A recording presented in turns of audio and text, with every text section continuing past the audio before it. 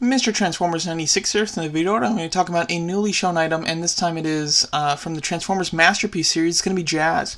So I am making a separate video talking about Megatron, but I did want to make a video talking about Jazz as well, because this looks like quite an interesting figure, and the Masterpiece line is really cool. I'm really glad that they're leaning heavily into it, and this would be the only other like movie 1 Autobot that they would still need to do after Jazz is Ratchet, so hopefully we do get that in the near future. But so here's Jazz. Here's actually everything you get with him. Car mode, just quickly, I think it looks nice. The coloring on it almost has like this bluish tint. I don't know if that's just this image. You know, in person I doubt it's going to look that kind of bluish, but overall I think it looks really nice. Like I hope it's a nice shiny metallic silver. It looks pretty shiny in this picture.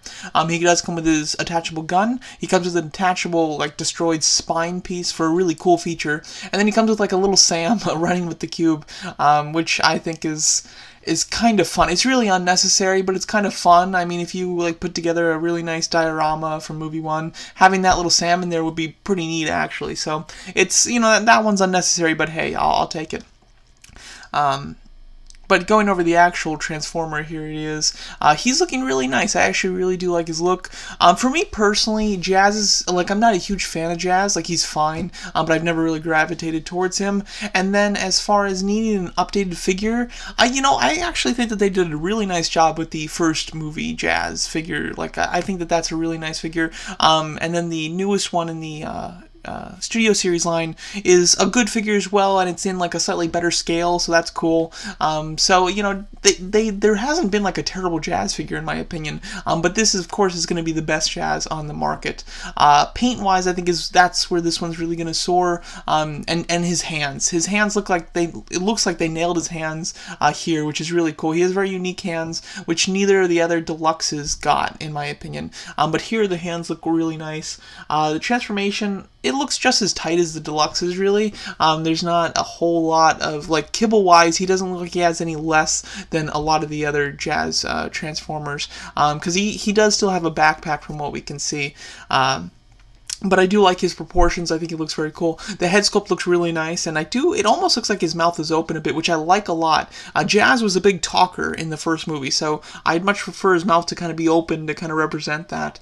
And it just look better in the dead pose too, so I think that's really cool. He has some interesting gold pieces as well as like this metallic like burgundy red. I think that's an interesting choice, but hey, I'm good with it. I think that it looks nice. And then having just the darker, like really dark gray underneath all the silverish, I think it actually looks really nice. Here he is in a bit of a pose using his weapon. Looks very cool. Head sculpt, again, I really like. Head sculpt hands are the big upgrades of this figure, in my opinion. Then we go into Megatron.